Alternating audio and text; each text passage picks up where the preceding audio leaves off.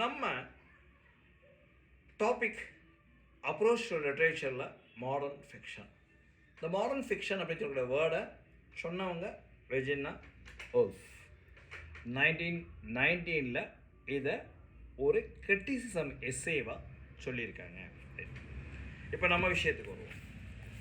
இந்த நாவல் எப்படி சார் இதோட க்ரோத்தை நம்ம பார்க்குறோம் அப்படின்னு சொல்லிக்க முன்னாடி இதோட எலிமெண்ட் என்ன இருக்குது அப்படின்னு சொல்லி நம்ம ஒரு ஸ்டூடெண்ட்டாக தெரிஞ்சுக்கணும். ஒன்று, ஸோ நீங்கள் வந்து ஃப்யூச்சர் டீச்சர்ஸ், இந்த மாடர்ன் ஃபிக்ஷன் வந்து ரொம்ப ரொம்ப ரொம்ப ரொம்ப முக்கியம். இதில் உள்ள பிளாட் என்ன, அப்போ இதுலேயும் இருக்குது, கேரக்டர் இருக்குது, பிளாட் இருக்குது, ஓகேங்களா. அடுத்து வந்து இதில் இருக்கக்கூடிய ரிகர்சன் இருக்குது, கிளைமேக்ஸ் இருக்குது, எல்லாமே இருக்குது. ட்ராமாவில் என்னெல்லாம் இருக்கோ அது இருக்குது. இதுக்கு இன்னொரு பேர் இருக்குது, சில நேரங்கள் என்ன சொல்லுவாங்கன்னா it is a prose fiction என்று சொல்லுவார்கள். அடுத்து பார்த்தீங்கன்னா it is a gift of story telling. ஒன்று சில பேர் சொல்லுவாங்க கிஃப்ட் ஆஃப் ஸ்டோரி டெல்லிங். அந்த ஸ்டோரி டெல்லிங்கில் loose plot and organic plot அப்படின்னு சொல்லி ஒன்று இருக்குது.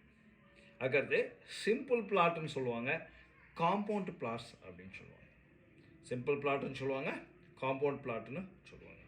நோட் பண்ணிக்க, ஐ வில் ஜஸ்ட் எக்ஸ்பிளைன். அப்போ தான் என்ன சொல்லுவாங்கன்னா மெத்தட் ஆஃப் நரேஷன் அப்படிங்கிற வார்த்தையை சொல்லுவாங்க. சரி, அதுக்கடுத்து கேரக்டரைசேஷன் என்ன அப்படிங்கிற விஷயத்தை பார்க்கலாம். அடுத்து பார்த்திங்கன்னா க்ரியேட்டிவ் ப்ராசஸை பற்றி நம்ம பார்க்கலாம், நாலேஜை பற்றி பார்க்கலாம், இந்த சோஷியல் மெட்டீரியலை பற்றி பார்க்கலாம், இல்லை ஹியூமரை பற்றி பார்க்கலாம், இல்லை உள்ள எமோஷனை பற்றி பார்க்கலாம். அட் த சேம் டைம் ஒரு நாவலிஸ்டுடைய பாயிண்ட் ஆஃப் வியூ எப்படி இருக்கும், நாவலிஸ்டுடைய பாயிண்ட் ஆஃப் வியூ எப்படி இருக்கும், ரீடர்ஸுடைய பாயிண்ட் ஆஃப் வியூ எப்படி இருக்கும், இந்த நாவலில் எப்படி இருக்கும் அப்படிங்கிற விஷயத்தை நம்ம சொல்லலாம். ஒரு காலத்தில் பாக்கெட் நாவல் என்பது ரொம்ப ரொம்ப ரொம்ப ரொம்ப ரொம்ப ரொம்ப ஃபேமஸாக இருந்துச்சு. அடுத்து பார்த்தீங்கன்னா we talk about the realism. இங்கேயும் பாருங்கள், ரியலிசம், ரொமான்டிசிசம், அடுத்து morality and modern fiction and present novels எல்லாருமே இதுக்குள்ளே நம்ம பார்த்தே ஆகணும். சரி, அப்போ இந்த ஃபிக்ஷன் இஸ் பிலீவ்டு. இதை வந்து என்ன பண்ணாங்க, தே ஆர் பிலீவிங். என்ன பிலீவ் பண்ணுறாங்க, it is an short story, it is an short story அப்படின்னு சொல்லிட்டு மெதுவாக போகும்போது அதில் ஒரு வார்த்தை சொல்கிறாங்க, கேரக்டர் ஃபேஸஸ். பாருங்களேன், ஒரு பியூட்டிஃபுல் வேர்ட். கேரக்டர் ஃபேஸஸ் இந்த ஸ்டோரி ஆர் நாட் ரியல். இதை நோட் பண்ணிக்கங்க சார். உண்மையிலே பார்த்தீங்கன்னா கேரக்டரோட ஃபேஸ் வந்து பெரும்பாலும் ரியலாக இருக்காது, ரியலிசத்தை தவிர. அதுலேயுமே என்ன இருக்குன்னா ஒரு மிக்சிங் இருக்கும். சரி, அப்போ they talk about the settings. They talk about the settings. இந்த செட்டிங்ஸ்னால் என்ன அப்படின்னு பார்த்தீங்கன்னா, settings is where and when the story take place. இதுதான் நம்ம முதல்ல தெரிஞ்சுக்க வேண்டிய ஒரு விஷயம். ரைட்டு, இதெல்லாம் பார்த்தீங்கன்னா அப்படியே நம்ம கதைக்குள்ளே போயிட்டு இருக்க மாதிரி இருக்கும். வீட்டில் இருக்கக்கூடிய எல்லா விஷயங்களும் நாவலில் வந்துடும். சரி, what is the very important அப்படிங்கிற கேரக்டர். கேரக்டர் இல்லாமல் நாவல் இல்லை. கேரக்டர் இல்லாமல் எந்த லிட்ரேச்சருமே இல்லை. சுருக்கமாக சொன்னால் கேரக்டர் இல்லாமல் எந்த லிட்ரேச்சருமே இல்லை. ஓகே, அடுத்து பார்த்தீங்கன்னா இதில் இந்த கேரக்டரை பற்றி யார் முதல் சொல்லுவார் அப்படின்னா E.M. Forster, an English novelist, identify that the characters are neither flat or round. Flat characters do not play important role in the stories. They often have only one or two traits. அவ்வளோதான். A flat character may even a stock character. அது பாருங்கள் என்ன name இருக்குது. இந்த வேர்டெல்லாம் நீங்கள் பார்த்துக்கணும் sir. Sir இதுதான் நம்ம டிஆர்பியில் நம்மளை வந்து ரொம்ப கவுத்தக்கூடிய வார்த்தைகள் தான் இதுதான். ஃப்ளாட் கேரக்டர், அடிக்கடி வர கேரக்டர் பேர் வந்து ஃப்ளாட் கேரக்டர். எப்போயாவது ஒரு கேரக்டர் வராங்க, சாரி மன்னிக்கணும், flat characters do not play important role. ஓகேலா, எப்போல்லாம் வந்து இதை வந்து நம்ம கொஞ்சம் தெரிஞ்சுக்கணும். அப்போ என்ன, இந்த ஃப்ளாட் கேரக்டருக்கு இன்னொரு பேர் என்ன இருக்குது, ரவுண்டு கேரக்டர். Round character. சரி, அடுத்தபடியாக பாருங்கள் plot. You have to see about a plot. பிளாட் இல்லாமல் நீங்கள் என்ன பண்ண முடியாது, ரைட்டு, எதுவுமே பண்ண முடியாது. நீங்கள் படிக்கிறனாலுமே என்ன வேணும், you want a plan, you want a story behind it. அப்போ தான் 5 பார்ட்ஸ் வந்து இந்த பிளாட்டில் சொல்கிறாங்க. ஒன்று வந்து பார்த்தீங்கன்னா it is exposition. Number 1 it is exposition. அந்த எக்ஸ்போஷன் அப்படி மெதுவாக என்னன்னா ரைட்டர்ஸிங் ஆக்ஷன். அங்கே பார்த்தீங்கன்னா it talks with climax, talks about climax. அங்கே ஃபாலோயிங் ஆக்ஷன் அப்படி மேலே ஏறி டொம்முன்னு கீழே விடும். அண்ட் டினோன்மெண்ட், டினோன்மெண்ட்னா கடைசியாக ரிசல்ட் என்ன, சீனஸ் ரெசல்யூஷன். பாருங்கள், இதான் சார், இதான் அவர் கொடுத்த அந்த ட்ரீ டயக்ராம். ஓகே, ட்ரீ டயக்ராமை கொடுத்துட்டு இந்த ட்ரீ டயக்ராம் யார் கொடுத்தா அப்படின்னு ஒரு கேள்வி கேட்கலாம். Is name is, can anybody say who, what is his name?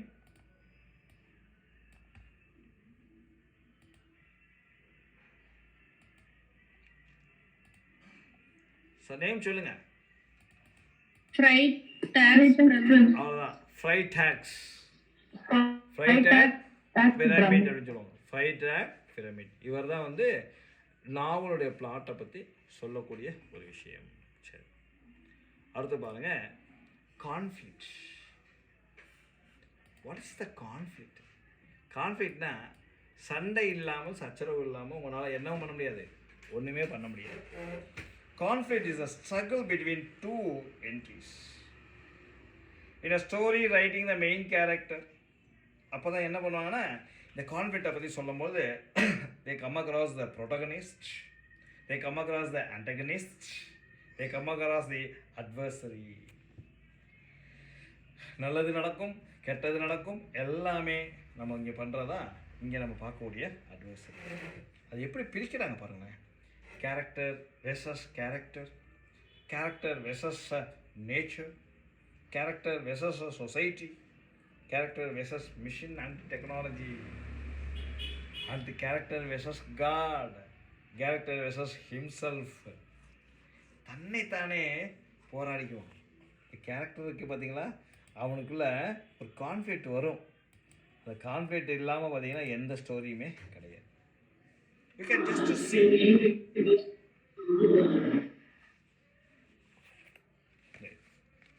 Okay, அடுத்து பாருங்க,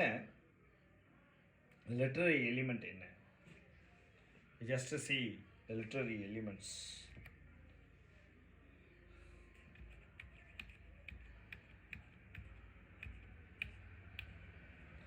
இதில் பாருங்க, literary elements are the foundation of every good story. ஒரு அருமையான ஒரு கதை இருக்குது அப்படின்னு சொன்னால் அதுக்கு என்ன இருக்கணும், ஒரு லிட்ரரி எலிமெண்ட்டு கம்பல்சரியாக இருக்கணும். லிட்ரரி எலிமெண்ட் இல்லை அப்படின்னு சொன்னால் அங்கே என்ன கிடையாது, ஒன்றுமே கிடையாது. அப்போ ஒரு நல்ல ஸ்டோரி வேணும்னா லிட்ரரி எலிமெண்ட் வேணும். சரி, அப்போ common literary element work best support with literary device. என்ன சார் ஒன்றோட ஒன்று அப்படி மெதுவாக கொண்டு போகிறீங்களே அப்படின்னு கேட்டால், it's has the support of literary devices. இப்போ நீங்களும் கதை எழுதலாம், நானும் கதை எழுதலாம், யார் வேணாலும் கதை எழுதலாம் சார். ஆனால் அதை எழுதும்போது அதற்கு ஏற்றால் போல் இருக்கக்கூடிய நயம் எல்லாமே கரெக்டாக இருந்தால் மட்டும்தான் லிட்ரரி டிவைஸ் நல்லாயிருக்கும். சரிங்களா? ஓகே, அடுத்து பாருங்கள், கேரக்டர். இந்த லிட்ரரி டிவைஸில் ரொம்ப முக்கியமானது கேரக்டர். அவ்வளோதான். சரி, the literary world, the literary device forms a worker's toolbox. பாருங்கள், ஒரு கரெக்டாக ஒரு வேலை பார்க்கணும் அப்படின்னு சொன்னால் நமக்கு அந்த டூல்ஸ் வேணும். அந்த டூல்ஸ் இருந்தால் மட்டும்தான் நம்மளால் என்ன பண்ண முடியும், ரொம்ப சரியாக பண்ண முடியும். ரைட், அதை தான் நம்ம இங்கே பார்க்குறோம். Right, antagonist gives the hero something to fight. antagonist, protagonist. who is the antagonist? antagonist அப்படிங்கிறது யார் சொல்ல முடியுமா? Villain. Okay, protagonist hero sir. முடிஞ்சு, இது போதும். இது ரைட்டு. அப்போ இந்த ப்ரோட்டகனிஸ்ட், இந்த ஆன்டகனிஸ்ட், இவங்க எதுக்கெல்லாம் முக்கியமாக இருக்காங்கன்னா plot, characters, dialogue, time and place of action, style and the implement philosophy of life and the small things good and bad. எல்லாத்துக்குமே யார் பொறுப்பு? இல்லை ரெண்டு பேர் தான் பொறுப்பு. ஒன்று ஆன்டகனிஸ்ட், ஒன்று யார் அப்படின்னு கேட்டிங்கன்னா ப்ரோட்டகனிஸ்ட். அது செட்டிங் பாருங்கள், இதுதான் இது setting. Setting is where the real magic happens. எது எங்கே நடக்குது அப்படிங்கிற விஷயத்தை நமக்கு தெரியலன்னா நம்மளால் ஒன்றுமே பண்ண முடியாது. த எலிமெண்ட் ஆஃப் பிளாட் இதுதான் first business. Element of plot இல்லைன்னு வச்சுக்கலேன், நம்ம உள்ள எதுவுமே நம்ம பார்க்க முடியாது. சரி, இது மாதிரி நம்ம ஒன்றா நம்ம பார்த்துட்டு போயிட்டே இருக்கலாம். அதை பின்னாடி வரும்போது நம்ம இதில் உள்ள ஆத்தர்ஸ்லாம் யாருன்னு சொல்ல விஷயத்த பார்ப்போம். சரி, அதுக்கு அடுத்து பாருங்கள், த பாயிண்ட் ஆஃப் வியூ. இந்த பாயிண்ட் ஆஃப் வியூ இல்லாமல் எங்கேயுமே இருக்காது. நீங்கள் வந்து பார்த்தீங்கன்னா WH ஹட்சன் புக்கில் பார்த்தீங்கன்னா இந்த பாயிண்ட் ஆஃப் வியூவை பற்றி ரொம்ப கிளியராக சொல்லுவாங்க. The point of view creates the reader's sense of immersion in a story. Immersion in a story. ஒரு முக்கியமான ஒரு விஷயத்தை சொல்லுது. ரைட், அடுத்து பாருங்க. அப்போ இங்கே 2 விதமான வியூ இருக்கு. இப்போ நமக்கு ஒன்றும் இல்லை, நம்ம வந்து எங்கேயோ ஒரு முக்கியமான பொறுப்பில் இருக்கோம் அப்படிங்க, நமக்கு தெரிஞ்சவங்க அந்த இடத்துல கிராஸ் ஆகிட்டாங்க அப்படின்னு சொன்னால் அங்கே நீங்கள் சப்ஜெக்டிவாக இருப்பீங்களா இல்லை அப்ஜெக்டிவாக இருப்பீங்களா?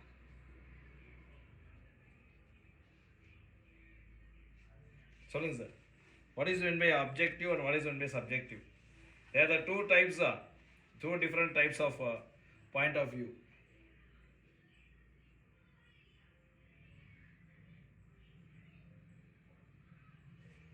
சப்ஜெக்டிவ்னா என்ன சார்? சார்லஸ் லேம்ப் வந்து அப்ஜெக்டிவ் எஸ்ஏஸா சப்ஜெக்டிவ் எஸ்ஏஸா? ஃப்ரான்சிஸ் பேக்கன் வந்து அப்ஜெக்டிவ் எஸ்ஏஸா சப்ஜெக்டிவ் எஸ்ஏஸா?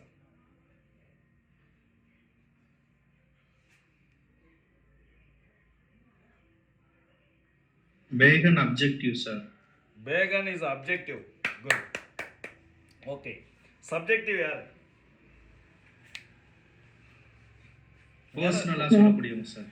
அதான் யார் யார்? அது ஒரு எஸ்ஏஎஸ்ட் இருக்காரு, பர்சனல் எஸ்ஏஎஸ்ட்னு சொல்லுவோம். Charles Lamb. Charles Lamb prince of essay சொல்கிறோம்ல. அடுத்து ரொம்ப முக்கியமானது plot. Plot is sequence of events in narrative work. In narrative work. Okay. அதுக்கடுத்து பாருங்க, இங்கே நம்ம பார்த்தது தான் hero versus villain and hero versus weakness are the common example of conflict. Okay. Stories are always about more than their literary meaning. Stories are always about more than their literal meaning. A distinction voice helps you to stand out of the reader's mind. பாருங்க, ஒரு நாவல் படிச்சுட்டே இருக்கும் போது நம்ம அறியாமல் ஒரு சில கேரக்டர்ஸ்ட்டை அப்படியே போய் உட்காந்துக்குவோம். அது வில்லன் கேரக்டராக இருக்கலாம், இல்லை அது வந்து என்னது ஹீரோவாக இருக்கலாம், இல்லை காமெடியனா கூட அங்கே இருக்கலாம். ஒரு distinct voice helps you to stand out in the readers mind. Okay, அப்போ இந்த பிரின்சிபல் தீம்ஸ் என்னென்னலாம் இருக்குது? ஒரு டிஸ்டிங் கேரக்டர் நிற்கிது இல்லை, அது ஏன் நிற்கிது அப்படிங்கிறதுனா குட் வெர்சஸ் ஈவில், நல்லதுக்கும் கெட்டதுக்கும் போராட்டம், தனிமைப்பட்ட ஒரு மனிதனுக்கும் சமுதாயத்துக்கும் ஒரு போராட்டம், வாழ்க்கைக்கும் சாவுக்கும் ஒரு போராட்டம், ஃபேட் அண்ட் ஃப்ரீவில், இது நடந்தாலும் நடந்துட்டு போதியா, கடவுள் விட்ட வழி இல்லை, நான் ஜெயிச்சே ஆகணும், கடவுள் எனக்கு உறுதுணையாரு, நீ என்னை வந்து கஷ்டப்படுத்தினாலும் பரவாயில்ல, I will over come, I shall over come. அதான் பார்த்தீங்கன்னா ஃபேட் அண்ட் ஃப்ரீ வில். ஆகவே ட்ரெடிஷன் வெர்சஸ் சேஞ்ச், பழமையும் புதுமையும். வாழ்க்கையில் ஒன்றே ஒன்று தான் சார் நிரந்தரம். பிறக்கக்கூடிய ஒவ்வொரு மனிதனும் இறந்து போகிறான், இது வந்து காமனான ஒரு ஃபேக்டு. ஆகவே மாற்றம் ஒன்று தான் நிகழானது, மாற்றம் இல்லாமல் எந்த வாழ்க்கையுமே கிடையாது. Pride versus the what we call means humility. The pride. Justice versus depravity. Justice. Morality versus fear. Morality versus fear. Okay, அப்பதான் சார் சொல்றாங்க love, family or revenge are the basic themes. நாவலோட பேசிக் தீம்ஸ் என்ன அப்படிங்கிறீங்கன்னா now, family, revenge etcetera.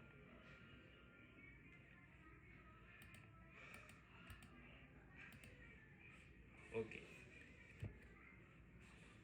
இப்போ